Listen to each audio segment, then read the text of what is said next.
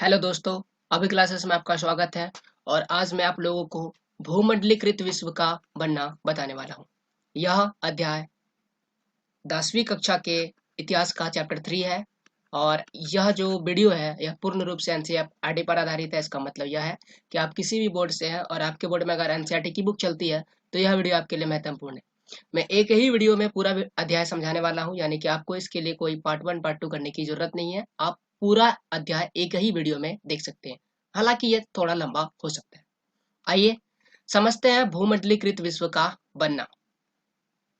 यह अध्याय पूर्ण रूप से जो है ना वह वैश्वीकरण पर आधारित है। वैश्वीकरण क्या होता है, सबसे पहले मैं वह समझाता हूं आपको। वैश्वीकरण का अर्थ होता है कि व्यक्तियों, सामानों और नौकरियों का एक देश से दूसरे देश में स्थानांतरण होना, एक देश से दूसरे देश में जाना। और इस पूरे अध्याय में यही चीज समझिएगा कि किस प्रकार से कोई व्यक्ति एक स्थान से दूसरे स्थान पर जा रहा था। क्यों? क्योंकि बेरोजगारी हो गई थी, नौकरी की तलाश में। किस प्रकार से सामान जो था, सोना चांदी या फिर व्यापार के अन्य साधन जैसे रेशम या मसाले, एक देश से दूसरे देश जा रहे थे। क्यों व्यक्ति एक एक स्थान को छोड़ रहा था और दूसरे देश में जा रहा था। तो ये सारी प्रक्रिया जो था ये भूमंडलीकृत विश्व का बनना कहलाता है। और यह वैश्वीकरण से जुड़ा हुआ है। अगर बात करें तो ये व्यक्तियों का आना जाना, सामानों का आना जाना, काम की तलाश में एक स्थान से दूसरे स्थान जाना, ये कोई नई बात नहीं थी। यह बहुत ही पहले होता था। 15वीं शताब्दी में वास्को डी गामा ने और कोलंबस ने अमेरिका की खोज की। वास्को डी गामा ने भारत की खोज किया। क्यों? क्योंकि वो एक स्थान से दूसरे स्थान जा रहे थे, अपने व्यापारिक साथी ढूंढ रहे थे। और इससे भी पहले अगर बात करें तो लोग सिल्क रूट से एक स्थान से दूसरे स्थान जाते थे। सामानों और लोगों का आवाजाही होता था। तो ये था वैश्वीकरण का, माफ कीजिएगा, भूमंडलीकृत विश्व का परिचय, जिसमें आपको सामान्य रूप से समझ में आ गया होगा यह अध्याय क्या पढ़ रहा है इसमें और यह किस चीज पर आधारित है। वैश्वीकरण और औद्योगिकरण ये दो ऐसी कारण है जिसने हमारे दैनिक जीवन को क्या कर दिया, बदल करके रख दिया। अगर 18वीं शताब्दी की बात करें तो उस जमाने में बहुत समय बीत जाने के बाद भी चीन और भारत जो था दुनिया का सबसे धनी देश था। एशिया के व्यापार में इन्हीं का दबदबा था, इनके अलावा कोई भी एशिया के व्यापार में आगे नहीं था। परंतु ये सब खत्म हो गया और विश्व व्यापार में जो यूरोप है वह विश्व व्यापार का सबसे बड़ा केंद्र बन गया। कैसे? आखिरकार यह सब कैसे हुआ? चीन और भारत जो सबसे आगे था वह कैसे पीछे चला गया? यह अगर आप समझना चाहते हैं तो यह अध्याय आपके लिए क्या है, जरूरी है। आइए इन सभी चीजों को समझते हैं एक एक करके। सबसे पहले हम बात करते हैं रेशम मार्ग को समझते हुए कि आधुनिक युग से पहले समाज कैसा था। क्या चीज आधुनिक युग से पहले प्रयोग किया जाता था, लोग आने जाने के साधन कैसे थे।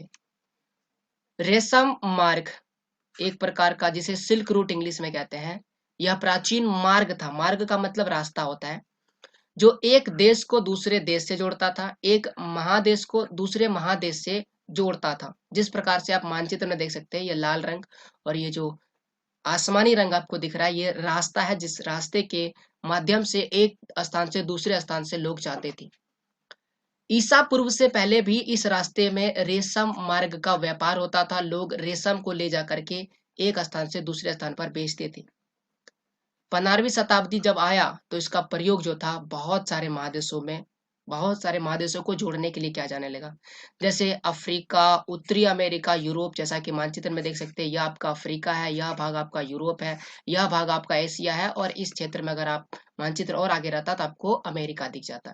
तो इस प्रकार से विभिन्न भाग जो था रेशम मार्ग के जरिए जुड़ गया था। तो ये एक कारण है जिसने भूमंडलीकृत विश्व को बनाने में सहयोग किया। अब प्रश्न आपके मन में आता होगा कि इस मार्ग का नाम रेशम मार्ग क्यों पड़ा। मार्ग मतलब रास्ता, इस रास्ते का नाम रेशम मार्ग क्यों पड़ा? तो क्यों, इसका कारण यह है कि सबसे पहले इस रास्ते में रेशम का व्यापार होता था, वो चाइना से जाता था, जिसे चाइनीज रेशम कहते थे। और बाद में इस रास्ते में दूसरे चीजें भी जाने लगा, जैसे भारतीय मसाले और भी अन्य सामान जैसे सोना चांदी, ढेर सारी वस्तुएं का आवागमन का प्रयोग होने लगा, लेकिन इसका नाम जो था वह रेशम मार्ग ही रह गया। सामानों की आवाजाही के अलावा यहाँ पर व्यापार और संस्कृति का भी आदान प्रदान होता था कि व्यापार का तरीका क्या होगा, व्यापार किस प्रकार से करना है, वहां की संस्कृति क्या थी और हमारी संस्कृति क्या थी, ये सारी चीजें होता था। आइए अब वीडियो में आगे बढ़ते हैं और अन्य बातों को समझते हैं। जिस तरह भूमंडलीकृत विश्व बनता जा रहा था उस समय भोजन की भी यात्रा प्रारंभ हो चुकी थी। भोजन की यात्रा क्या था, आइए समझते हैं। व्यापारी जो था या यात्री जैसे जैसे एक जगह से दूसरे जगह चलते गए, उसके साथ खाने के सामान भी चलते गए। यानी अभी अगर वर्तमान में आप सफर करते हैं, एक स्थान से दूसरे स्थान पर जाते हैं, तो आप अपने अपने साथ खाने की वस्तुएं नहीं लेते। क्यों? क्योंकि आपको पता है कि वहां पर रेस्टोरेंट है, बड़े बड़े भोजनालय है, वहां पर आपको भोजन मिल जाएगा। परंतु ऐसे पुराने जमाने में नहीं होता था। लोग एक स्थान से दूसरे स्थान पर जाते थे तो अपने साथ खाने की वस्तुएं ले जाया करते थे। जैसे कि अगर नूडल्स अगर हम खाते हैं तो वो चाइना से आया है, अगर पास्ता की बात करें तो वो अरब देश से आया। तो इस प्रकार से जो भोजन था एक स्थान से दूसरे स्थान पर जाने लगा। तो भोजन किस प्रकार से आया, अगर आपसे पूछा जाएगा तो व्यापार के साथ यात्रा करते हुए व्यापार के साथ भोजन एक स्थान से दूसरे स्थान जाने लगा। लोगों के सामने नए नए भोजन आने लगे, लोग को पसंद आने लगा। लेकिन कभी कभी ये भोजन समस्या भी बनने लगा था। नई फसल आने से लोगों के जीवन में फर्क आ गया था, बहुत ज्यादा फर्क आ गया था, जमीन आसमान का फर्क आ गया था। एक साधारण से आलू की बात करें तो आलू का इस्तेमाल करने से यूरोप की जो गरीब जिंदगी है, गरीबों की जिंदगी है, वह बहुत ज्यादा बदल गई। पहले यूरोप के लोग को खाने के लिए भोजन नहीं मिल पाता था, बेहतर भोजन नहीं मिल पाता था। जब आलू आ गया तो इतना सस्ता हो गया कि लोगों को बेहतर भोजन मिलने लगा। लोगों की औसत उम्र बढ़ने लगी क्योंकि लोग भूखमरी से अब नहीं मरने लगा था, लोगों को खाने के अच्छे साधन मिलने लगे थे। आयरलैंड का अगर उदाहरण ले जाए तो आयरलैंड बहुत ज्यादा, जो आयरलैंड के गरीब काश्तकार थे वो आलू पर बहुत ही ज्यादा निर्भर हो चुके थे। 1840 के दशक की बात है। 1840 के दशक के मध्य में किसी कारण से वहां पर एक बीमारी फैल गया जिसके कारण आलू की फसल जो है वह पूर्ण रूप से खराब हो गई। और जब आलू की फसल खराब हो गई तो लोग भूखमरी के कारण मरने लगे। तो आप देख सकते हैं कि नई फसल से किसी की जिंदगी बेहतर भी हो सकती थी, गरीब की जिंदगी एक तरह से बदल गई। तो वहीं देख सकते हैं कि खराब फसल होने के कारण जो गरीब की जो लोग थे वो क्या होने लगे, भूखमरी से मरने लगे थे। तो इस प्रकार से ये दूसरा कारण था जिसने भूमंडलीकृत विश्व को बनने में सहयोग किया। लेकिन यहाँ पर जो विश्व था एक नई चीज पर आ गया था और वह था औपनिवेशीकरण। औपनिवेशीकरण ने भूमंडलीकृत विश्व के बनने में एक बड़ा योगदान दिया। यह विजय का साल था, लोग जीत रहे थे और उसका कारण था बीमारी या व्यापार। 15वीं से 16वीं शताब्दी की अगर बात करें तो यूरोप ने क्या किया था, समुद्र रास्ते के जरिए विश्व प्रसार करना प्रारंभ कर दिया था। क्यों? क्योंकि वो व्यापारिक साथी ढूंढ रहे थे। हम आपको बताए थे, कोलंबस अमेरिका की खोज कर लिए, वास्को डिमा भारत की खोज कर लिए समुद्र के रास्ते से। जमीन के रास्ते से तो वो जा ही सकते थे, लेकिन समुद्र के रास्ते से भी उन्होंने क्या कर लिया, रास्ता ढूंढ लिया। इससे भी पहले अगर उस समय की बात करें तो पुर्तगाली और स्पेन जो थे वो बहुत शक्तिशाली देश थे, जो यह सब चीज पहले ही कर चुका था। उन्होंने क्या किया, उन्होंने अमेरिका को उपनिवेश बनाना शुरू कर दिया। यूरोपीय जो यूरोप की सेनाएं थे वो उपनिवेश बनाती थी, यानी कि लोगों को गुलाम बनाता था, एक दूसरे देश में जाता था, अपनी सत्ता स्थापित करता था। तो आखिरकार वो यहाँ पर जाता था तो उसे गुलाम कैसे बनाता था, तो इस क्षेत्र को जीत लेता था। आप जीत लेता था सैनिक ताकत पर। तो यहाँ पर देखिए, ना केवल सैनिक ताकत पर जीतता था, उसके पास एक और चीज थी, वो था कीटाणु, जैसे कि चेचक। तो ये कीटाणु क्या करता था, जो भी से अफसर थे, सैनिक जो थे, स्पेनिश के सैनिक जो थे, जो अफसर वहां पर जाते थे वो अपने साथ ले जाते थे। साथ ले जाते थे क्या, पॉकेट में भर के? जी नहीं, ऐसी बात नहीं थी, वो उनके शरीर के अंदर था और इसी चलते वो कीटाणु जो था वहां पर पहुंच जाता था। इसका प्रमुख कारण यह है कि जो अमेरिका है वह लाखों सालों से दुनिया से अलग था, बहुत ज्यादा अलग था। और अलग रहने के कारण उसके अंदर, अमेरिकी लोगों के अंदर जो रोग प्रतिरोधक क्षमता होती है वह विकसित नहीं हो पाया था।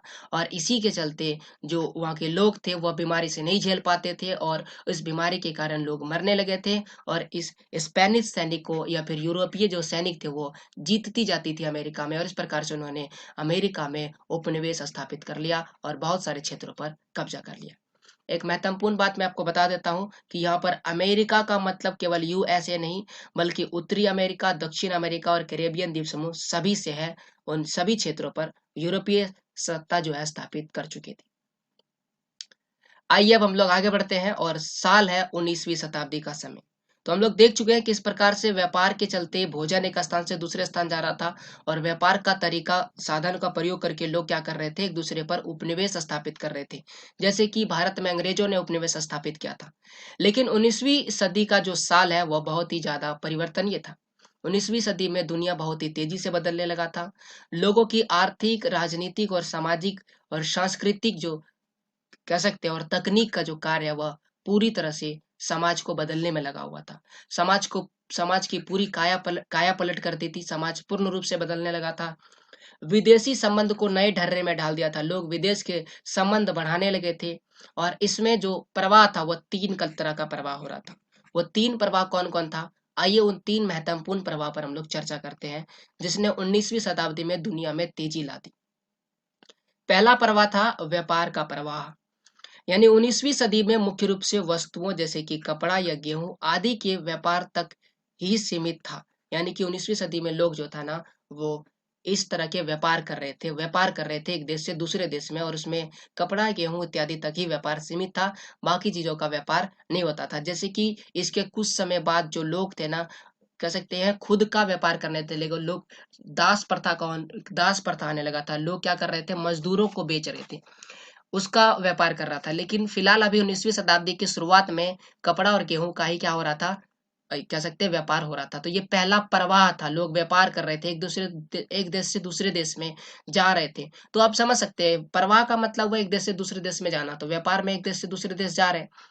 उसी प्रकार से दूसरा चीज जो हो रहा था वो था श्रम का प्रवाह। श्रम मतलब मेहनत, देख सकते हैं मजदूरों का प्रवाह हो रहा थे एक स्थान से दूसरे स्थान पर। लोग बेरोजगार हो गए थे। रोजगार और काम की तलाश में क्या कर रहे थे? लोग एक जगह से दूसरे जगह जा रहे थे। ना केवल एक आदमी, दो आदमी, बल्कि बहुत बड़ी संख्या में लोग क्या कर रहे थे? एक स्थान से दूसरे स्थान पर जा रहे थे।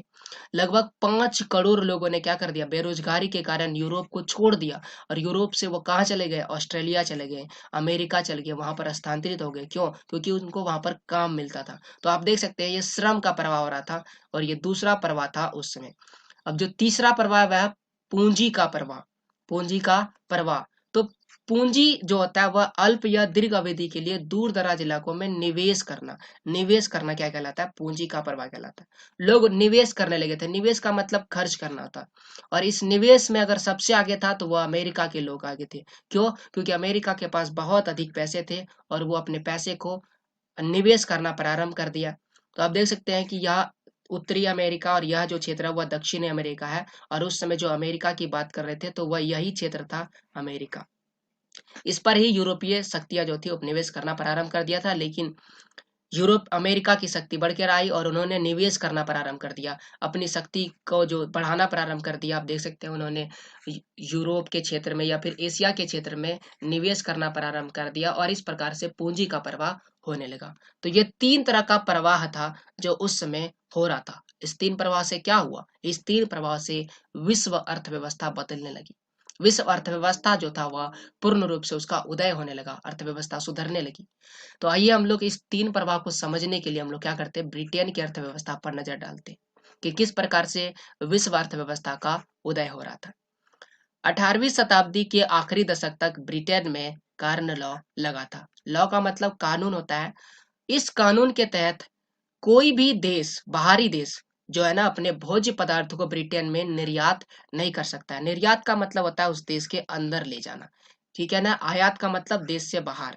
तो इस प्रकार से निर्यात नहीं कर सकता है, उस देश के अंदर कोई भी ले जाकर नहीं बेच सकता था, ऐसा वहां पर था। तो क्या हुआ वहां पर? यह तो कार्नो लॉ लागू था, लेकिन जनसंख्या नहीं रुक रही थी। जनसंख्या बहुत ही तेजी से बढ़ रही थी, और जैसे ही जनसंख्या बढ़ी, मांग में क्या हो गई? वृद्धि हो गई। और मांग में वृद्धि हुई तो कृषि आधारित सामानों के मांग में वृद्धि हो गई। और इससे पहले कि वहां पर भूखमरी आती, ब्रिटेन के जो सरकार था उन्होंने कार्नो लॉ को क्या कर दिया? समाप्त कर दिया। तो ये एक छोटी सी कहानी थी कि ब्रिटेन में कार्नो लॉ था, लेकिन जनसंख्या जब बढ़ने लगा तो कार्नो लॉ को क्या कर दिया? समाप्त कर दिया। सामान्य सी कहानी है। और जनसंख्या बढ़ने से मांग बढ़ता है, ये सामान्य सी बात है। मांग कैसे बढ़ता है? उदाहरण के लिए अगर एक देश में मान के चलिए 5 व्यक्ति है, और 5 व्यक्ति को एक दिन में 1 केजी चावल का जरूरत पड़ता है, और यही व्यक्ति अगर 10 हो जाएगा या फिर 20 हो जाएगा तो 1 केजी चावल में यह जो पहले ये लोग भोजन कर लेते थे, अब ये संभव नहीं हो पाएगा। अगर ये 20 व्यक्ति हो गया तो अब 4 केजी चावल की जरूरत होगी। तो ये जो जरूरत है इसी को मांग में वृद्धि कहते हैं। आइए आगे बढ़ते हैं। तो क्या हुआ?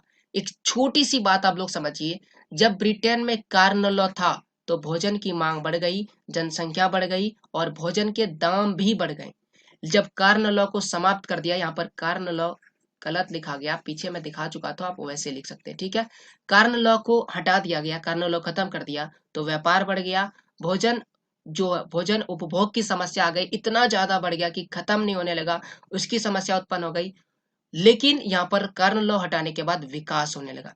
क्यों? क्योंकि जब कार्न लॉ हटा दिया, कार्न लॉ के पहले क्या था कि कोई भी देश इसमें निर्यात नहीं कर सकता, निर्यात नहीं कर सकता यानी कि व्यापार नहीं हो रहा था। अब जब कार्न लॉ समाप्त कर दिया तो व्यापार होने लगा और भोजन की कमी में बदलाव आया और देश क्या होने लगा, विकास होने लगा। अब इन सब चीजों से लोगों को एक बात समझ में आ गया था, क्या समझ में आया था, कि व्यापार से ही विकास होगा। ना केवल ब्रिटेन को, बाकी विश्व को भी समझ में आ गया था कि जितना ज्यादा व्यापार होगा, देश का विकास उतना ज्यादा होगा। इस यानी कि देश के विकास के लिए सबसे ज्यादा जरूरी क्या है, व्यापार है।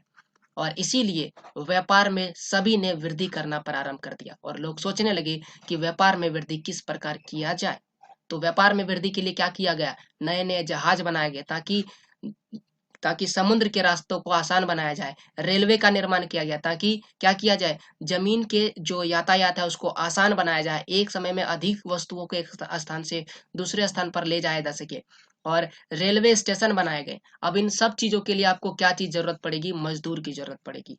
चाहे आप जहाज बनाइए, रेलवे बनाइए या रेलवे स्टेशन बनाइए, आपको मजदूर की जरूरत पड़ेगी। मजदूर को पैसे देने होंगे।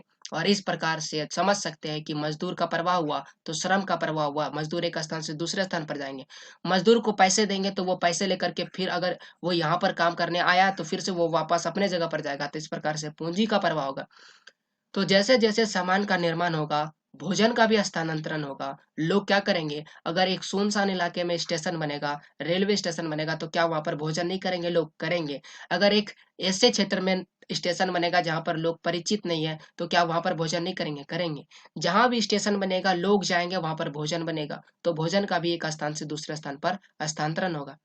आप समझ सकते हैं कि ये सारी चीजें, भोजन, पैसा, पूंजी, मजदूर, श्रम, सभी एक दूसरे से जुड़ा हुआ है। और इसे ही हम लोग क्या कहते हैं, वैश्वीकरण। और इस वैश्वीकरण में अगर सबसे ज्यादा किसी का योगदान है तो वो है तकनीक का। तकनीक ना होता तो 19वीं सदी का बदलाव नहीं होता और आज हम लोग वैश्वीकरण को सही तरीके से नहीं समझ पाते। तो तकनीक का बहुत बड़ा योगदान था। तो आइए हम लोग उस समय समझते थे तकनीक का क्या योगदान था। तकनीक ने किस प्रकार से एक योगदान किया था। तकनीक की अगर बात करें तो रेलवे बनाए गए थे, भाप के इन जहाजों का निर्माण किया गया, संचार का निर्माण किया, टेलीग्राफ, ये सभी चीजें क्या थी, तकनीक की देन थी। और इसने क्या किया, 19वीं सदी में जितने भी परिवर्तन आया, इस इन सभी तकनीकों के बिना हम लोग इसकी कल्पना नहीं कर सकते थे, यानी वैश्वीकरण की भी कल्पना नहीं कर सकते थे। आइए हम लोग समझते हैं कि तकनीक का योगदान किस प्रकार से था भूमंडलीकृत विश्व का बनने में। एक छोटा सा उदाहरण लेते हैं। उदाहरण है 1870 के दशक का काल है, जब अमेरिका से यूरोप जो था ना, मांस भेजा जाता था, मांस का निर्यात किया जाता था। लेकिन यहाँ पर मांस का निर्यात नहीं किया जाता था, क्या किया जाता था, जिंदा जानवर भेजा जाता था, जिंदा जानवर। और जिंदा जानवर को यूरोप में ले जा करके उसे काटा जाता था, फिर उनसे मांस बनाता था। अब अगर आप एक जिंदा जानवर लेके जाएंगे तो बहुत ज्यादा समस्या है। पहले बात तो जिंदा जो जगह है, जिंदा जानवर है, वो बहुत ही ज्यादा जगह घेरते हैं, जगह घेरते हैं, बहुत ज्यादा स्पेस लेते हैं। और दूसरा समस्या क्या है, बहुत सारे ऐसे जानवर होते हैं जो लंबे सफर में मर जाते हैं या बीमार हो जाते हैं। बहुतों का बीमार होने के कारण वजन भी कम हो जाता है, जिससे उसको दाम कम मिलता था। तो इन सभी चीजों से व्यापार में बहुत ही ज्यादा घाटा होता था। और मांस यानी कि जो मांस था उसका व्यापार बहुत ही ज्यादा महंगा था, लोग मांस नहीं खा पाते थे। अगर यूरोप के गरीब की बात करें तो वो गरीब के पहुंच से बाहर था। क्यों? क्योंकि ये बहुत ही ज्यादा महंगा सौदा था। अब इन समस्याओं को खत्म करने के लिए फ्रीज वाले जहाज का निर्माण किया गया। और अब क्या हुआ, अब अमेरिका में ही जानवरों को क्या करने लगा, काटा जाने लगा और उसे मांस में बदल दिया गया था। ना केवल अमेरिका, अब अमेरिका के अलावा ऑस्ट्रेलिया, न्यूजीलैंड, सभी जगह से जानवरों के बजाय क्या आने लगा, उनका मांस ही यूरोप भेजा जाने लगा। यूरोप क्यों भेजा जाने लगा था, क्योंकि यूरोप की जनसंख्या बढ़ चुकी थी। और जिस प्रकार से ब्रिटेन का उदाहरण हम आपको दिए, उस प्रकार से यूरोप में जनसंख्या बढ़ रही थी और इसकी मांग को पूरा करने के लिए ये जरूरी था। इससे न केवल समुद्री यात्रा में आने वाला खर्च कम हो गया, बल्कि यूरोप में मांस के दाम भी क्या हो गए, गिर गए। क्यों? क्योंकि अब जो पहले कम जगह घेर अब जो है पहले ज्यादा जो जगह घेरता था वह कम घेरने लगा, और अब ज्यादा सामान को ले जाया जाने लगा, और इससे क्या होने लगा, वह सस्ता हो गया।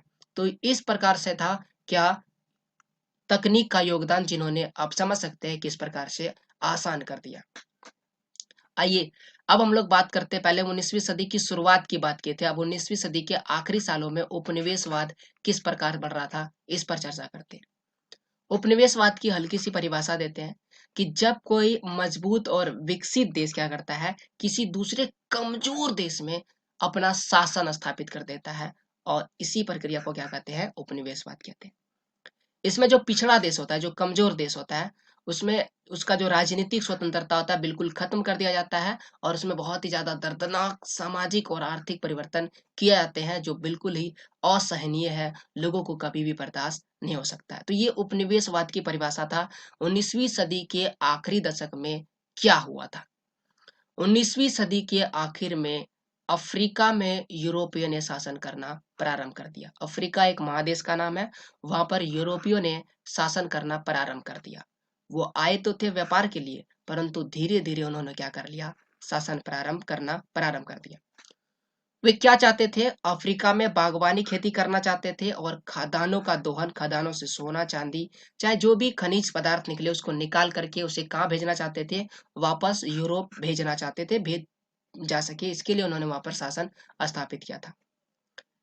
अफ्रीका में एक बहुत ही महत्वपूर्ण बात थी कि वहां के जो लोग थे वो पैसे या वेतन पर काम करना नहीं चाहते थे, पैसे में काम करने का चलन नहीं था, यानी कि लोग वहां पर तनख्वाह पर काम करना नहीं चाहता था। ठीक है। अफ्रीका में जितने भी नागरिक थे सभी आत्मनिर्भर थे, इसका कारण ये है, आबादी बहुत ही कम थी, जमीन बहुत ही ज्यादा था, सबका मुख्य पैसा था पालतू पशुओं को चराना, यानी कि लोग पालतू पशु को चराते थे, मजदूर की तरह काम करने को तैयार नहीं थे लोग, कोई भी मजदूर की तरह काम करना नहीं चाहता था। तो ये मुख्य कारण है जिसके चलते वहां के लोग तनख्वाह पर काम करना नहीं चाहता। तनख्वाह पर काम करने का मतलब आप समझ चुके हैं, आसान सा बात है कि मैं आपको पैसे दूंगा, आप उसके बदले में मेरे घर में यह काम कर दीजिए। आप अपने घर में कभी होता है ना कि आप अपने घर में मजदूर लगाते हैं कि आपको, जैसे कि आपको घर बनवाना है, तो सब कोई को मकान बनाने तो आता नहीं है, तो आप क्या करते हैं, मजदूर लगाते हैं, और उसके बदले में मजदूर को क्या देते हैं, दिन भर का वेतन देते हैं। तो सेम चीज अफ्रीका में ये चीज नहीं था, कोई भी ऐसा आपको पैसा लेके काम करना नहीं चाहता था, सबके पास पैसा था, सभी आत्मनिर्भर थे, सबके पास जमीन थी, सभी पशु चराते थे, तो पैसे की जरूरत ही नहीं थी, खाओ पियो और अपनी जिंदगी को व्यतीत करो, ऐसी वाला वहां पर व्यवस्था था। तो इससे यूरोप के लोग परेशान थे। तो यूरोप के लोगों ने मजदूरों को भर्ती करने के लिए बहुत सारे हथकंडे अपनाए, गलत गलत तरीके अपनाए, ताकि उसे अपने साथ कह सकते हैं जो मजदूर, जो खदान है, जो बगान है, वहां पर भर्ती किया जा सके। उन्होंने सत्ता तो स्थापित कर लिया था, इसके लिए ये जो उन्हें मजदूरी में लाया जाए इसके लिए क्या किया, भारी भरकम कर लाद दिया गया, जैसे भारत में कर लाद दिया जाता था मजदूरों पर, किसानों पर, वैसे ही वहां पर लाद दिया गया। कष्टकारों, जो वहां पर कष्टकार थे, उसको जमीन से हटाने लगे, और उत्तराधिकारी कानून बनाया गया। उत्तराधिकारी कानून में क्या बोला गया कि परिवार के केवल एक ही सदस्य को पैतृक संपत्ति मिलेगा, यानी कि अगर किसी के परिवार में 4 सदस्य हैं तो 4 सदस्य में से केवल एक ही को उसके पिताजी की जमीन मिलेगी, बाकी को नहीं मिलेगी। खुलेआम घूमने पर पाबंदी लगा देगी, और अगर खुलेआम नहीं घूरेगा तो वे अपने पशुओं को चराएंगे कैसे, तो ये पाबंदी लगा दिया गया। लेकिन इन सारे हथकंडे फेल मरा गए, लेकिन इनसे कोई भी बात नहीं बनी, इन सभी चीजों को वो सह लिए और क्या कर लिए, अपने कर देने से मना कर दिए। तो ये सारे चीज होने के बावजूद आप देख सकते हैं कि अफ्रीका के लोगों पर उन्होंने अपनी सत्ता तो स्थापित कर लिया, लेकिन पूर्ण गुलाम नहीं बना पाया था। तो यहाँ पर भूमंडलीकृत विश्व जो बन रहा था, वहां पर एक नई चीज आता है, और वह आता है रेंडर पेस्ट, यानी कि ये वो कारण है जिससे अफ्रीका के लोगों को गुलाम बना दिया। रेंडर पेस्ट क्या था, रेंडर पेस्ट को मवेशी प्लेग कहते हैं। ये एक प्रकार का प्लेग बीमारी था। 1880 के दशक में अफ्रीका में यह बीमारी आया, और इस बीमारी ने बहुत तेजी से फैलता चला गया यह बीमारी, और इस बीमारी ने क्या कर दिया, 90% जानवरों को मार दिया, यानी कि 90% जो जानवर थे इस बीमारी की वजह से मर गए। 90% कितना होता है, वैसे तो आप मैथ जानते ही होंगे, 100 में से 90 क्या हो गए, खत्म हो गए, तो बचे कितने, 10। तो ये बहुत ही कम बचे थे, अगर तुलना किया जाए 100 से तो बहुत ही कम बचे थे। और अपने सत्ता को मजबूत करने के लिए क्या किया, अफ्रीकियों को शर्म बाजार में धकेलने के लिए वहां के बागान मालिकों, खान मालिकों और औपनिवेशिक सरकार ने बचे हुए पशु को भी मार दिया, या फिर उसे अपने कब्जे में ले लिया। इस प्रकार से वहां पर रिंडरपेस्ट एक ऐसा चीज था जिसके चलते अफ्रीका के लोगों को जीवन अस्त व्यस्त कर दिया, और अफ्रीका के लोगों के पास अब कोई दूसरा काम नहीं था, मवेशी चराने का काम तो खत्म हो चुका था, और इसीलिए उनके पास एक ही विकल्प था, वह क्या था, यूरोपियों के लिए काम करे। और यूरोपीय क्या चाहते थे, यही तो चाहते थे यूरोप के लोग, कि वो अफ्रीका के लोग मेरे लिए काम करे, मेरे खदानों में काम करे, मेरे बागानों में काम करे। ये कौन चाहते थे, अफ्रीका के लोग, और यही हुआ। और इसका प्रमुख कारण कौन था, रिंडरपेस्ट। तो ये आप समझ सकते हैं कि दुनिया में उस समय क्या हो रहा था, क्या चल रहा था। विश्व में लक भी साथ दे रहा था कि अफ्रीका के लोगों को, आप समझ सकते हैं, लक भी एक तरह का खराब था, रिंडर पेस्ट बीमारी आ गया।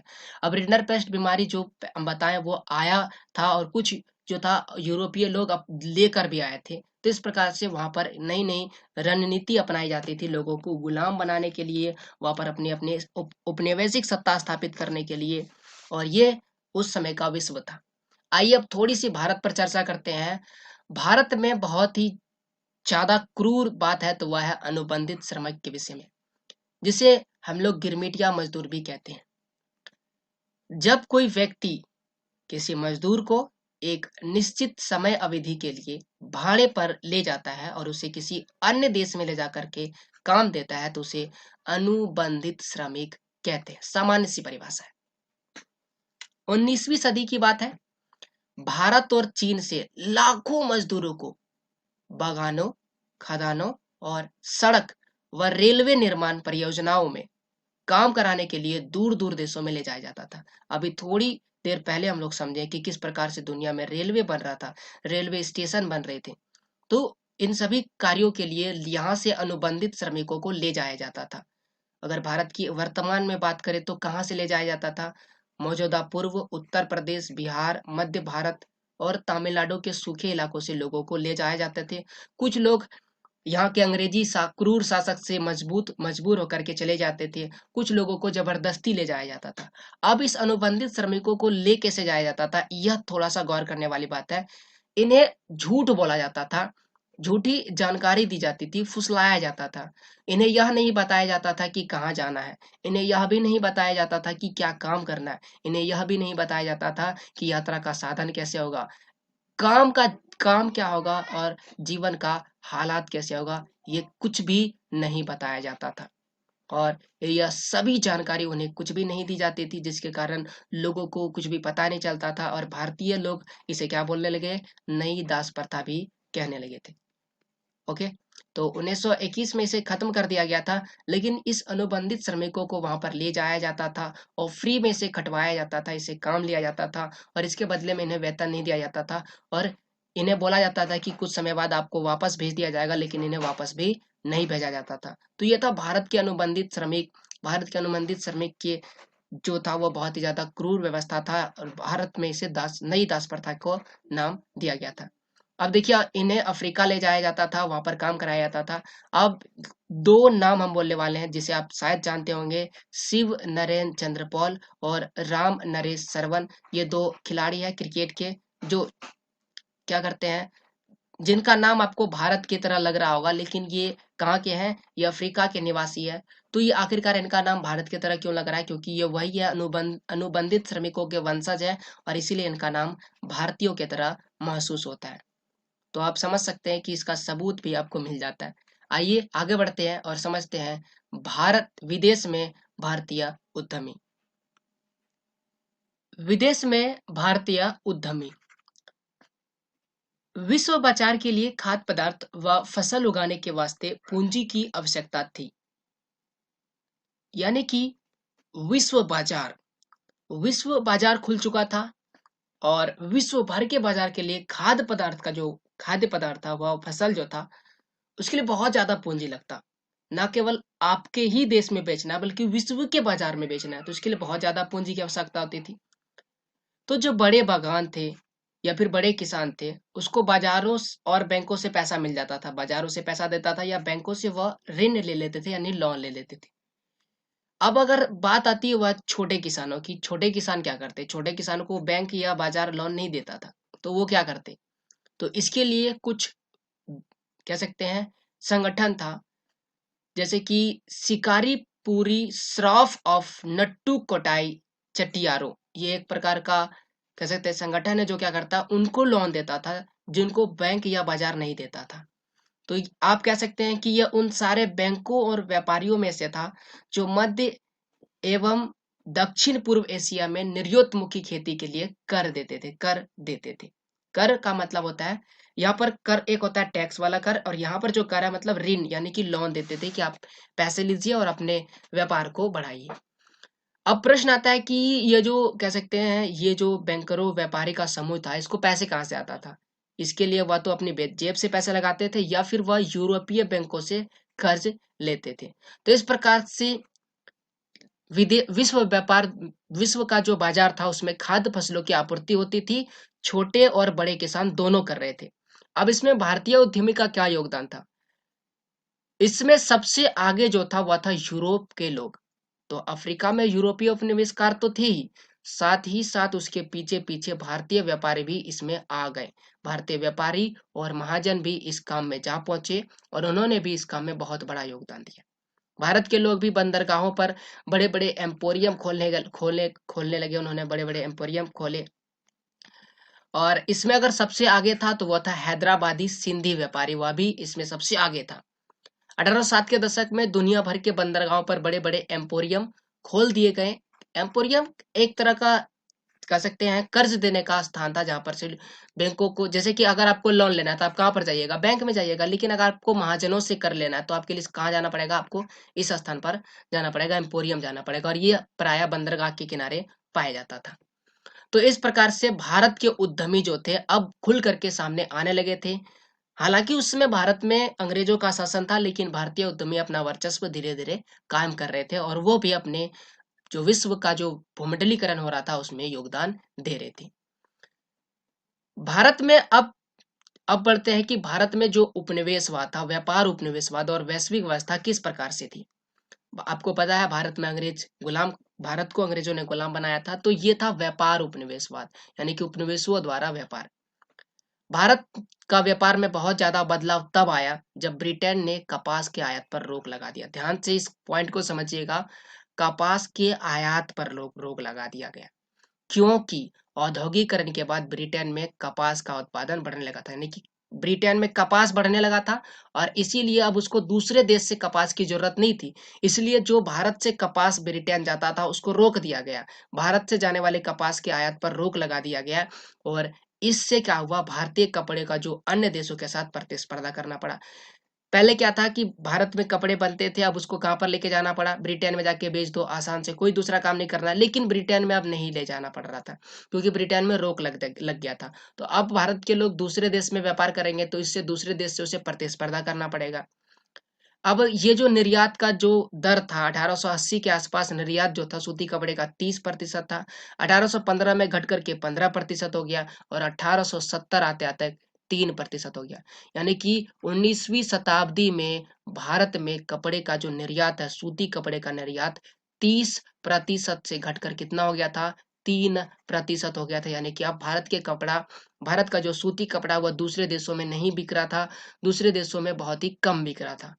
अब जब निर्यात घटने लगा, यहाँ पर दो चीजें हो रहा था। निर्यात जो निर्मित वस्तु था, निर्मित वस्तुओं का निर्यात घटता जा रहा था, और कच्चे माल का निर्यात जो था वह तेजी से हो रहा था। यह समझने वाली बात ध्यान से समझिएगा। कच्चे निर्मित वस्तुओं का निर्यात घट गया था, यानी कि जो निर्मित वस्तु जैसे कपास से कपड़े बन चुका है तो उसका जो निर्यात है वह घट चुका है, और कच्चे माल का आयात जो था, निर्यात है, वह बहुत तेजी से हो रहा था, यानी कच्चे माल का निर्यात तेजी से हो रहा है। इससे क्या होता था, आइए हम आपको आगे बताते हैं क्या हो रहा था। 1812 से 1871 के बीच अगर कच्चे कपास का निर्यात दर देखा जाए तो 5% से बढ़कर कितना हो गया? 35% हो गया। पहले मैंने आपको क्या बताया कि सूती कपड़े का जो निर्यात था 30% से घट गया, और कितना हो गया? 3% हो गया। जबकि कच्चे कपास का, सूती कपड़ा यानी कि तैयार माल, कच्चा कपास मतलब अभी ये कच्चा है, इससे तैयार बनने हुआ, इसका जो निर्यात है वह 5% से बढ़ करके कितना हुआ? 35% हो गया। दोनों एक दूसरे के उल्टा है, विपरीत है। इससे क्या हुआ, ये क्या क्या हम बताना चाह रहे हैं? हम आपको बताना चाह रहे हैं, आइए आगे उसको बताते हैं हम आपको। इससे क्या हुआ? इससे जो ब्रिटेन था, वो ब्रिटेन जो था उसका जो कह सकते हैं ब्रिटेन इससे फायदेमंद हुआ। कैसे फायदेमंद हुआ आप इससे समझते हैं, आइए इसको समझते हैं। इससे पहले मैं आपको बता देता हूं, न केवल कपड़े बल्कि कपड़े के रंगाई के लिए नील का भी जो है बड़े पैमाने पर निर्यात हो रहा था। 1820 के दशक से चीन में जो था बड़ी मात्रा में अफीम निर्यात किया जाना था भारत के द्वारा। भारत के द्वारा चीन में क्या किया था, अफीम का निर्यात किया जा रहा था, और इसके बदले में चीन से क्या किया जाता था, चीन से जो था चाय लिया जाता था। ध्यान से समझिएगा, भारत से चीन में क्या दिया जा रहा था, अफीम दिया जा रहा था, और चीन से उसके बदले में क्या लिया जा रहा था, चाय लिया जा रहा था। अन्य वस्तुओं का आयात किया जा रहा था, चाय या और कोई वस्तु का आयात किया जाता था चीन से, और चीन इसके बदले में क्या लेता था, अफीम लेता था। अब अगर ब्रिटेन से भारत के व्यापार पर गौर करें तो यहाँ पर समझने वाली बात है कि ब्रिटेन से जो भी सामान भारत भेजा जाता था उसकी कीमत भारत से ब्रिटेन भेजे जाने वाले सामान की कीमत से बहुत ज्यादा होती। यानी अगर भारत से जाने वाले किसी वस्तु का कीमत 20 रुपया है तो ब्रिटेन से आने वाले किसी वस्तु की कीमत 30 रुपया हो गया। तो देखिए, जाने वाला सस्ता है और आने वाला क्या है, महंगा है। तो इसके बीच का अंतर देख सकते हैं, 10 मान के चलिए वर्तमान में है उदाहरण के लिए, तो ये जो 10 है ये अधिशीष हो गया। इससे उसको फायदा हो रहा है, ब्रिटेन को क्या हो रहा है, फायदा हो रहा है। तो व्यापार में फायदा तो हो ही रहा, साथ साथ ये जो निर्यात आयात में जो फायदा हो रहा था ये अधिशेष था। अधिशेष मतलब एक्स्ट्रा एक्स्ट्रा एक्स्ट्रा बच रहा था। तो ब्रिटेन का इस अधिशेष से क्या हो रहा था, बहुत ज्यादा फायदा हो रहा था। जो भी देसी खर्चा था, यहाँ पर जो ऑफिसर्स को पैसे देने हैं, मजदूरों को पैसे देने, वो सारे खर्चे इस अधिशेष से निकल जा रहे थे, और बाकी व्यापार में जो फायदा हो रहा था वो तो फायदा हो ही रहा था। तो इस प्रकार से आप समझ सकते हैं कि वो जो व्यापार घट गया था, निर्यात घट गया था, और आयात निर्यात जो कह सकते हैं, भारत का निर्यात घट गया था और ब्रिटेन का निर्यात जो बढ़ गया था, तो यहाँ पर ये अधिशीष में फायदा कर रहा था। इसलिए हम तभी आपको बोले थे उस पॉइंट में गौर करना है। इससे देसी खर्चा यानी कि होम चार्जेस क्या करता था, ब्रिटेन वाले चलाते थे, न केवल भारत में बल्कि अन्य जहां पर भी वो उपनिवेश स्थापित किए थे वहां पर यही तरीका अपनाते थे। आइए अब एक महत्वपूर्ण बात समझते हैं, और वह है प्रथम विश्व युद्ध, महायुद्धों के बीच अर्थव्यवस्था। ये तो हम लोग समझे कि किस प्रकार से दुनिया में क्या क्या चीजें चल रहा था, किस प्रकार से व्यापार में बढ़ोतरी आई, व्यापार में तकनीक ने क्या भूमिका निभाया, और भारत उस समय क्या स्थिति झेल रहा था, भारत में अनुबंधित अनुबंधित श्रमिकों की स्थिति क्या थी, यह चीज समझे। अब आइए, विश्व जो था महायुद्ध के बीच में फंस गया था, तब क्या हो रहा था। विश्व में दो तरह के महायुद्ध हुए थे, प्रथम विश्व युद्ध और दूसरा विश्व युद्ध। तो दोनों महायुद्ध के समय क्या हुआ था, पहला विश्व युद्ध यूरोप में लड़ा गया था, लेकिन इसका असर पूरी दुनिया में देखा गया था। यह विश्व का मानचित्र है, विश्व के मानचित्र में यहाँ पर यूरोप है, और इस यूरोप के नक्शे में विभिन्न देश दर्शाए गए जो उस समय प्रथम विश्व युद्ध लड़ रहे थे। मित आपको पता है लड़ाई दो आदमी के बीच में होता है, तो उस समय एक तरफ था मित्र राष्ट्र और दूसरे तरफ था केंद्रीय शक्तियां। मित्र राष्ट्र में जो जो देश थे, ब्रिटेन, फ्रांस, रूस, और केंद्रीय शक्तियां में जर्मनी, ऑस्ट्रिया हंगरी और ऑटोमन तुर्की, ये दोनों प्रथम विश्व युद्ध लड़ रहे थे। इसमें मित्र राष्ट्र की जीत होती है और वो जीत जाते हैं, लेकिन क्या इससे किसको फायदा हुआ, जीत तो गए लेकिन दोनों को नुकसान हुआ, दोनों को बहुत ही ज्यादा समस्याएं झेलने पड़ी। क्या झेलना पड़ा, प्रथम विश्व युद्ध में अमेरिका जो था वह कर्जदार के बजाय कर्जदाता बन गया। क्यों, क्योंकि उन्हें बहुत देशों को कर्ज दिया युद्धों में सामान बनाने के लिए, युद्ध की लड़ाई करने के लिए, अगर किसी की अर्थव्यवस्था खराब है उसे सुधारने के लिए। तो इस प्रकार से वो कर्जदार से क्या बन गया था, अमेरिका कर्जदाता बन गया, और यहाँ से ही अमेरिका उभरने लगा था। युद्ध के समय तीन महत्वपूर्ण बदलाव हुआ था, मांगे बढ़ गई थी, बारूद की मांग बढ़ गई थी, खाद्य पदार्थ की मांग बढ़ गई थी, उत्पादन बढ़ गया था इसके चलते, और उत्पादन जब बढ़ गया तो रोजगार भी बढ़ गया था इसके लिए।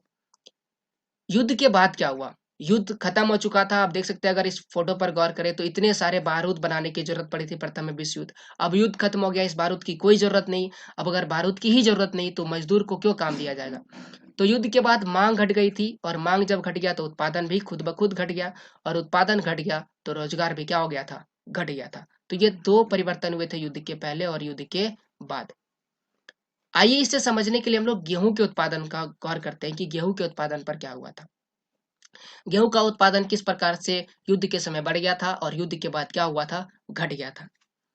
युद्ध के पहले अगर बात करें तो गेहूं के निर्यात का काम जो था वो कौन कर रहा था? पूर्वी एशिया कर रहा था। पूर्व एशियाई यूरोप करता था, माफ कीजिएगा, पूर्वी एशियाई यूरोप करता था। यानी कि पूर्व एशिया के तरफ जो यूरोप थे वह और भाग कर रहा था क्या? गेहूं का निर्यात दूसरे देशों में। परंतु विश्व युद्ध के समय सबसे ज्यादा मांग तो औद्योगिक सामान का था। गेहूं का मांग नहीं था, किसका मांग था? औद्योगिक बारूद की जरूरत थी युद्ध में। इसलिए कृषि आधारित उत्पादन को कम कर दिया।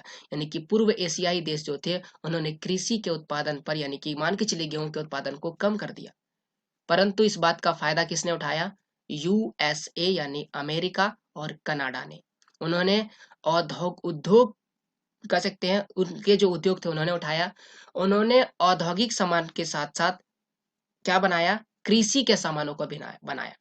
औद्योगिक सामान को भी बनाने के साथ साथ कृषि के सामान को भी बनाया और उसका उत्पादन किया। परंतु अब विश्व युद्ध समाप्त हो चुका था। विश्व युद्ध समाप्त हो गया, यूरोप में गेहूं की पैदावार सुधारने लगी और विश्व बाजार में गेहूं बेचने वाले ढेर सारे व्यापारी आ गए। देखिए, पहले अब यूरोप बेच रहा था गेहूं, लेकिन अब वो क्या बना रहा था? औद्योगिक सामान, उद्योग वाले सामान बना रहे थे। क्यों? क्योंकि उससे बारूद कैसे बनाया जा सका वैसा उद्योग बनाना है। तो उन्होंने गेहूं का उत्पादन बंद कर दिया। अब बनाने कौन लगा? अमेरिका कनाडा बना लेगा। अमेरिका कनाडा बनाने लगा, लेकिन अब विश्व युद्ध समाप्त हो चुका है तो अब यूरोप भी बनाने लगा। अब देखिए, पहले एक बेचने वाला गेहूं था, लेकिन अब कितना आ गया? ढेर सारा आ गया। यूरोप आ गया, अमेरिका आ गया, और भी अन्य भी जो महादेश के देश थे वह भी इसमें शामिल आ गए। तो ढेर सारे व्यापारी गेहूं के बेचने वाले आ गए। अब इससे क्या हुआ? इससे बहुत सारे परिवर्तन आए। इससे गेहूं जो था अधिक उत्पादन हो गया, बहुत ज्यादा उत्पादन हो गया, जिसकी वजह से उत्पादकों को हानि हो गया। हानि क्यों हुआ? आइए इस पर गौर करते हैं। उत्पादन अधिक होने से क्या हानि होता है? उत्पादन अधिक होने से हानि कैसे हुआ? युद्ध के बाद अमेरिका की अर्थव्यवस्था बहुत ज्यादा बढ़ गई थी। इसका कारण है बृहद उत्पादन। बृहद उत्पादन मतलब बहुत अधिक उत्पादन किया गया था। एक कंपनी है फोर्ड मोटर्स कंपनी, इसका उदाहरण लेते हैं और समझते हैं इस चीज को कि उत्पादन करने से, अधिक उत्पादन करने से क्या होता है। फोर्ड मोटर्स कंपनी का संस्थापक है हेनरी फोर्ड। इन्होंने ही इस कंपनी को बनाया है। ये गाड़ी बनाते हैं, मोटर्स कंपनी है। इन्होंने एक नई व्यवस्था लागू की, उसको बोलते हैं असेंबली लाइन व्यवस्था। अभी भी हमारे विभिन्न उद्योगों में यह व्यवस्था चलती है। इसमें होता क्या है कि इसमें एक मजदूर जो भी काम करता है वह पूरा दिन बार बार वही काम करता है। जैसे कि अगर टायर लगाने का काम उसको दिया गया है तो दिन भर वो टायर ही लगाएगा, बाकी काम कोई और करेगा। अगर किसी को इंजन तैयार करने का काम दिया गया तो बाकी वह व्यक्ति बाद दिन भर इंजन ही तैयार करेगा, दूसरा काम कोई और करेगा। तो इस प्रकार से एक मजदूर एक ही काम करता है, जिससे उस काम में उसको एक्सपीरियंस आ जाता है। वह बहुत ही तेजी से काम करता है और इसमें ज्यादा काम होता है, और मजदूरों से ज्यादा काम करवाया भी जाता था, जिसकी वजह से बहुत सारे लोग जो थे काम छोड़ने लगे, क्योंकि बहुत ज्यादा काम करना पड़ता था तो काम छोड़ने लगे। तो इस मोटर कंपनी ने क्या किया? वेतन को दोगुना कर दिया। अगर पहले 20 रुपए दिया जाता था तो 20 को कितना कर दिया गया? 40 रुपए कर दिया गया, दोगुना। अब जो मजदूर छोड़ रहे थे वो फिर से वापस आ गए, वो नहीं छोड़ने लगे क्योंकि मजदूरी दोगुना कर दिया गया। लेकिन जो हेनरी फोर्ड थे वो इस तरह नहीं किए थे। उन्होंने मजदूरी जब दोगुना किया तो काम भी ज्यादा कर दिया। अब एक महत्वपूर्ण समस्या यहाँ पर आ गई कि बृहद उत्पादन से बहुत ज्यादा उत्पादन होने लगा। मजदूर ज्यादा थे, काम ज्यादा था, जल्दी तैयार हो रहा था, तो बहुत ज्यादा उत्पादन हो गया। अब इसको बेचने के लिए क्या चाहिए? बाजार चाहिए। बेचने के लिए बाजार चाहिए, लेकिन उन्हें बाजार नहीं मिल रहा था, और इसके लिए उन्होंने हर जगह अपने उत्पादन का निर्यात करना प्रारंभ कर दिया। जिस प्रकार से अमेरिका ने न केवल भिन्न भिन्न देशों में बल्कि पूरे विश्व में निर्यात किया। निर्यात करने का मतलब पूरे विश्व में अपने सामानों को क्या किया? बेचा। तो इस प्रकार से एक समस्या जो था आया सामने, क्या आया था? उत्पादन को बेचने की समस्या। तो ये एक समस्या आप समझ सकते हैं आया, जिसको उन्होंने खत्म कर दिया। अब हम आपको बताते हैं किस प्रकार से बृहद उत्पादन के कारण महामंदी आ गई थी। आइए हम लोग चर्चा करते हैं। तो महामंदी भी एक बृहद उत्पादन का ही कारण है। 1929 का बात है। उत्पादन, रोजगार और व्यापार में भयानक गिरावट दर्ज की गई। बहुत ज्यादा गिरावट आ गई। यानी कि लोग ना उत्पादन करने लगे, रोजगार भी बहुत ज्यादा कम हो गया और व्यापार भी बहुत ही ज्यादा कम हो गए। उत्पादों और खेतीहार उत्पादों की कीमत भी भारी कमी आ गई। कीमत में भी बहुत ज्यादा कमी आ गई। इसका कारण है बेरोजगारी भी बहुत ज्यादा बढ़ गई, और इसे क्या बोला गया? महामंदी बोला गया। और इस महामंदी के मुख्य दो कारण थे। पहला, अधिक उत्पादन। अभी आपको पता है ना, गेहूं का अधिक उत्पादन किया जा रहा था, तो ये पहला कारण है, अधिक उत्पादन, जिसके चलते क्या हो रहा था? महामंदी आया था। युद्ध के बाद हम लोग देखें, मांग में कमी आ गया, लोगों को वस्तुएं उतनी नहीं चाहिए थी, परंतु देश ने अपना उत्पादन कम नहीं किया। जितने भी देश जो गेहूं बना रहा था या फिर जो औद्योगिक सामान बना रहा था, उन्होंने उत्पादन नहीं कम किया। इससे हुआ क्या, सभी वस्तुओं का उत्पादन बहुत ज्यादा हो गया। जिसकी जिस वस्तु की मांग 10 थी वह 20 बन गया, 40 बन गया, 100 बन गया। अब इतनी सारी वस्तुओं को बेचेगा कहाँ? तो मजबूरन में उसकी कीमत कम करनी पड़ी। जब वस्तुएं ढेर सारी हो जाती है तो उसे बेचने के लिए कीमत कम करना पड़ता है। तो इस प्रकार से कीमतें गिर गई, बहुत ज्यादा उत्पादन हो गया, कीमतें गिर गई। तो ये पहला समस्या था। अब जब कीमत गिर गया तो जो उसका उत्पादन किया उसको फायदा नहीं होगा, फायदा नहीं होगा तो इस प्रकार से गरीबी आ जाएगी। तो ये पहली समस्या थी जो उस समय आ रहा था। महामंदी का पहला कारण है अधिक उत्पादन। दूसरा कारण है ऋण की कमी। ऋण का मतलब लोन होता है, लोन। जब युद्ध हो रहा था तो मैंने आपको बताया कि अमेरिका कर्जदाता बन गया था। अमेरिका क्या कर रहा था, ऋण दे रहा था, कर्ज दे रहा था। लेकिन युद्ध के बाद क्या हुआ, युद्ध के बाद अमेरिका ने ऋण देना बंद कर दिया, लोन देना बंद कर दिया, किसी को भी वो लोन नहीं देते थे। जिसके कारण, जिसके वजह से विकास का कोई दूसरा रास्ता नहीं था। और विकास का दूसरा रास्ता नहीं था तो लोग क्या करते? तो इस प्रकार से ये दूसरा कारण था जिसके चलते जो बेरोजगारी आ गई, उत्पादन में कमी आ गई और व्यापार में भी कमी आ गई। और जिसके कारण क्या हुआ, विश्व में महामंदी आ गई। और महामंदी का क्या परिणाम निकला? क्या महामंदी का असर पड़ा? जी हाँ, महामंदी का असर बहुत बुरा पड़ा। महामंदी के कारण बड़े बड़े बैंक जो थे वो धराशायी हो गए, नष्ट हो गए। बैंक नहीं चलने लगा। मुद्रा की जो कीमत थी वह बुरी तरह गिर गई थी। खरीदार बिल्कुल खत्म हो गए थे क्योंकि लोगों के पास पैसे नहीं थे, खरीदने वाला कोई नहीं था, बाजार बिल्कुल खाली था। अमेरिका सरकार इस महामंदी से अपनी अर्थव्यवस्था को बचाने के लिए आयातित पदार्थ पर दोगुना सीमा शुल्क लेने लगा। यानी कि जो भी वस्तु आयात किया जाता था उस पर दोगुना सीमा शुल्क जोड़ने लगा। और इस प्रकार से महामंदी का असर न केवल यूरोप में बल्कि विश्व में भी फैलने लगा था। 1993 की, माफ कीजिए, 1933 का बात है। 1933 में 4000 से ज्यादा बैंक क्या हो चुका था, बंद हो चुका था। 1929 से 1932 के बीच तकरीबन 1,10,000 कंपनियां जो था वह चौपट हो चुकी थी, बहुत सारी कंपनियां बंद हो चुकी थी। तो इस प्रकार से महामंदी का असर फैलता जा रहा था। और महामंदी क्यों हुआ था? वृहद उत्पादन के कारण और दूसरा था ऋण की कमी के कारण। अब आइए हम बात करते हैं भारत में महामंदी का क्या असर पड़ा। भारत में भी बहुत ही ज्यादा महामंदी का असर पड़ा। भारत में आयात और निर्यात जो हो रहा था वह पूरी तरह से आधा हो गया था, पूरी तरह से आधा हो चुका था, आधा ही निर्यात हो रहा था। लोगों को भारी समस्या, बहुत सारी समस्या आने लगी थी। और इन समस्याओं के कारण लोगों ने क्या कर दिया, ब्रिटिश सरकार का विरोध किया। तो यहाँ पर एक फायदे वाली बात आ गई, लोगों के अंदर आक्रोश भड़का और ब्रिटिश सरकार का विरोध किया और आज हम लोग ब्रिटिश सरकार से आजाद हुए। फिर क्या हुआ, महात्मा गांधी ने सविनय अवज्ञा आंदोलन छेड़ दिया।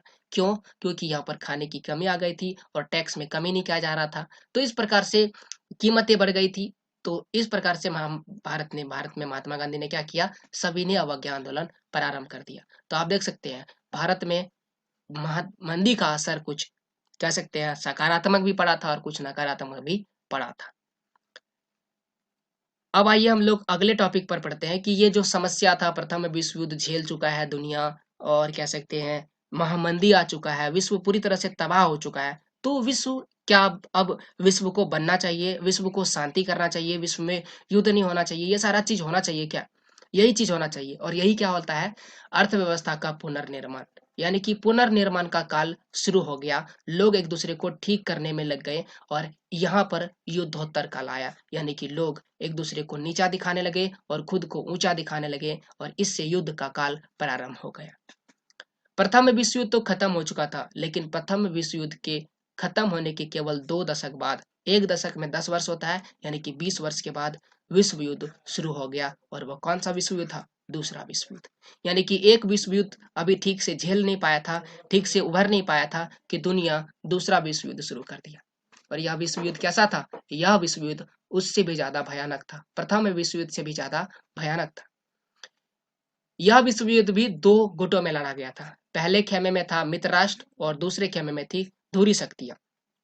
लेकिन इस बार कुछ कुछ नए देश जुड़ गए थे, जैसे ब्रिटेन, सोवियत संघ, फ्रांस और अमेरिका किस में था? मित्र राष्ट्र में था। और धुरी शक्तियां में नाथसी जर्मनी, जापान और इटली किस में था? धुरी शक्तियां था। युद्ध में बेहिसाब आर्थिक और सामाजिक तबाही हुई, समाज पूरी तरह से तबाह हो चुका था, आर्थिक आर्थिक स्थिति भी पूरी तरह से तबाह हो चुकी थी।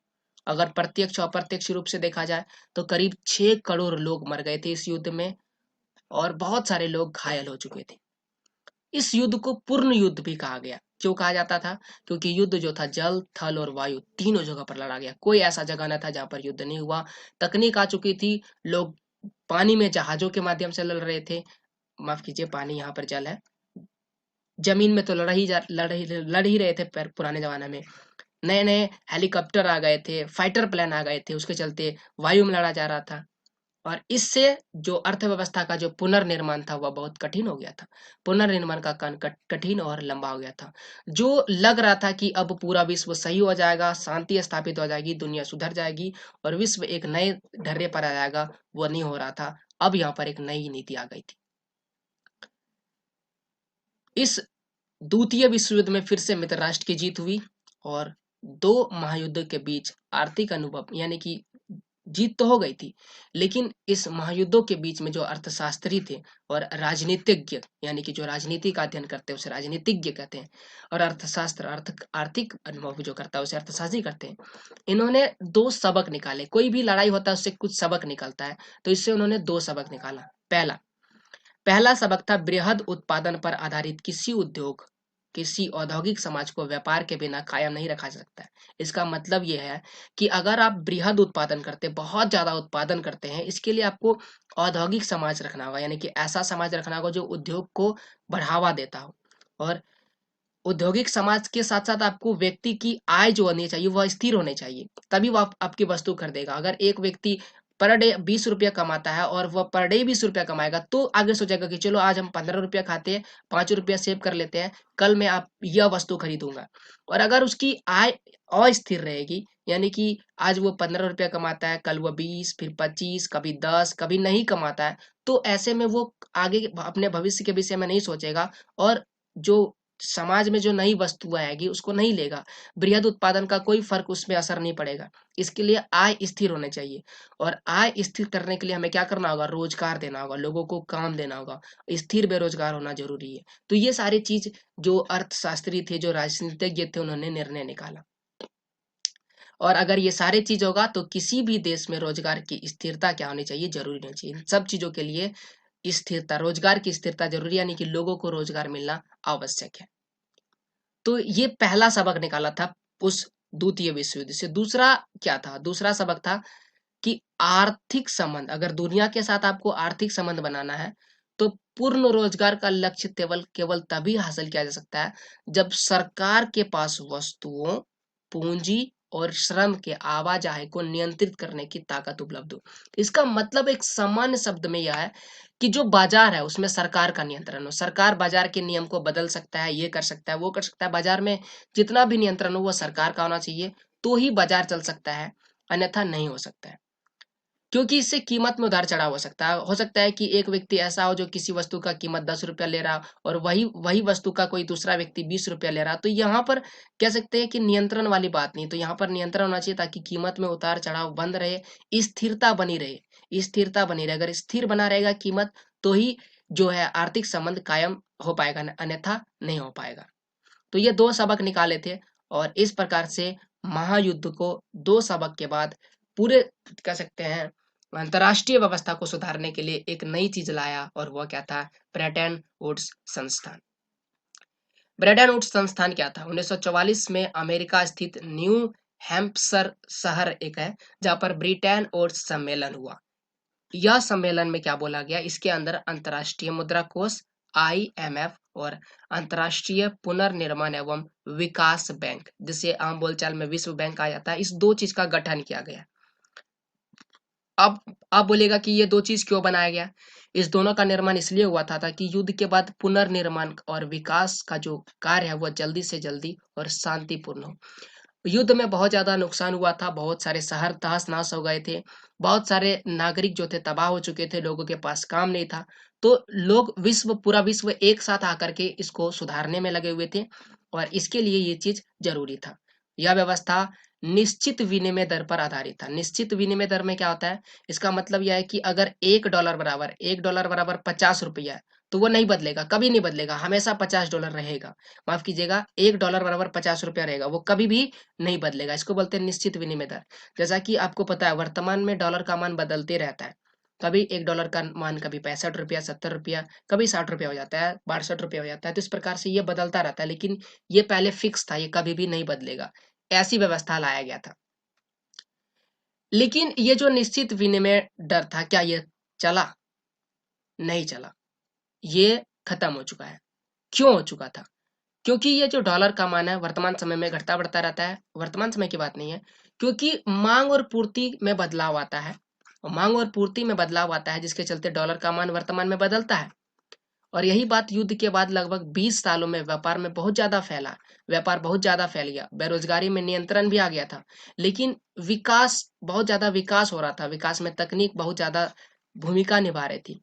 लेकिन यहाँ पर एक चीज था, बहुत सारे ऐसे देश थे जो अब, एशिया के बहुत सारे ऐसे देश थे, अफ्रीका के बहुत सारे ऐसे देश थे जो अभी स्वतंत्र हो रहे थे। ध्यान, मेरी बात गौर कीजिएगा, हम क्या बताने वाले हैं। एशिया, जैसे कि भारत एशिया में पड़ता है, ये किसके गुलाम था? ये था ब्रिटेन का गुलाम था। तो ये अब आजाद हो रहा था, तो स्वतंत्र हो रहा था। और स्वतंत्रता के बाद इसके अंदर गरीबी थी, बहुत ज्यादा गरीबी थी। और अर्थ बहुत सालों से अपांग थी। अर्थशास्त्र जो था, इसकी अर्थव्यवस्था बहुत अपांग थी, वह गुलाम था। जी, जो भी जितने भी नए स्वतंत्र देश आए, वो ब्रिटेन वुड्स संस्था के सहारे थे। यानी कि ब्रिटेन वुड्स संस्था अगर नहीं रहता तो वो देश नहीं चल पाते, नहीं सुधर पाते। और इस प्रकार से ये जो देश थे, नए स्वतंत्र देश थे, वो ब्रिटेन वुड्स के सहारे हो गए।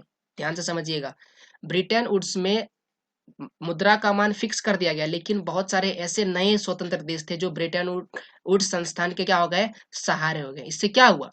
इससे यह हुआ कि ब्रिटेन वुड्स पर सत्ता स्थापित हो गया। अब पहले हम आपको बताना चाहते हैं कि ब्रिटेन वुड्स को चलाता कौन था। ब्रिटेन वुड्स को बड़ी बड़ी शक्तियां चलाता था, जैसे अमेरिका, ये बड़ी बड़ी शक्तियां आदि चलाता था। अब स्वतंत्रता प्राप्त करने के बाद जो देश थे वह दूसरे पर आश्रित हो गए। अब भारत की अगर आपको उदाहरण देते हैं, भारत पर किसका सत्ता था? ब्रिटेन का सत्ता, अंग्रेजों का सत्ता था। यानी कि भारत पहले किस पर आश्रित था? अंग्रेजों पर आश्रित था। अब भारत आजाद हो गया, अंग्रेजों का शासन नहीं है। लेकिन अब भारत किस पर आश्रित आश्रित हो गया? ब्रिटेन वुड्स पर आश्रित हो गया, ब्रिटेन वुड्स संस्था पर आश्रित हो गया। और इसको कौन चलाता है? बड़ा बड़ा देश चलाता है। कौन? जैसे अमेरिका, रूस, ये सब चलाता है। तो अब भारत अंग्रेज से तो आजाद हो गया, लेकिन आश्रित किस पर हो गया? अमेरिका पर आश्रित हो गया। इसीलिए 1970 में ब्रिटेन वुड्स को खत्म कर दिया गया। और क्या लाया? परिवर्तनशील विनिमय दर। यानी कि वो जो पैसा जो फिक्स किया था, उसको फिक्स करके हटा दिया। यानी कि $1 बराबर जो 15, मान के चलिए 50 रुपया था, मान के चलिए, उस इस जो कह सकते हैं निश्चित विनिमय दर था, इसको खत्म कर दिया गया। और क्या लाया गया? परिवर्तनशील विनिमय दर। इसमें क्या था? पूर्ति के अनुसार अलग अलग देशों की मुद्रा की मांग जो है वह बदलती रहे। तो इस प्रकार से ब्रिटेन वुड्स संस्था भी खत्म हो गया और नई परिवर्तनशील विनिमय दर आया। और इस प्रकार से परिवर्तनशील विनिमय दर ने जो अच्छे देश थे वह विकास करने लगा, और जो अच्छे देश कह सकते हैं अर्थव्यवस्था जिसकी अच्छी थी, वह देश क्या करने लगा? विकसित हो गया। और आज भी बहुत सारे ऐसे देश हैं जो विकास में लगा हुआ है। यानी कि कुछ देश विकसित है, और कुछ देश ऐसे हैं जो विकासशील है, और कुछ देश ऐसे हैं जो विकसित है। और इसी प्रक्रिया को क्या बोलते हैं? भूमंडलीकृत विश्व का बनना। और ये आज भी हमारे दुनिया में हो रहा है। तो ये एक छोटी सी घटना थी, जिससे हमको पता चलता है कि विश्व में नए नए तकनीक आए, नए नए समस्या आए, लेकिन विश्व जो था नए ढर्रे में था, और विश्व बनता जा रहा था। और इस प्रकार से भूमंडलीकृत विश्व क्या हो रहा था? बन रहा था। तो मैंने आपको बताया भूमंडलीकृत विश्व किस प्रकार से बन रहा था। उम्मीद करते हैं आपको यह वीडियो समझ में आया होगा। और यहाँ पर यह वीडियो क्या होता है? समाप्त हो जाता है। आसान शब्दों में, अगर आपको वीडियो पसंद आया तो प्लीज आप इसे लाइक कर सकते हैं, नहीं पसंद आया तो डिसलाइक कर सकते हैं। आप कमेंट भी कर सकते हैं आपको पसंद क्यों नहीं आया। चैनल को सब्सक्राइब करें आने वाले वीडियोस के लिए। आप मुझे इंस्टा पर फॉलो कर सकते हैं, आपको लिंक मिल जाएगा डिस्क्रिप्शन में। इस अध्याय से जुड़ा हुआ कोई भी प्रश्न है तो आप मुझे कमेंट कर सकते हैं। जय हिंद, जय भारत, वंदे मातरम।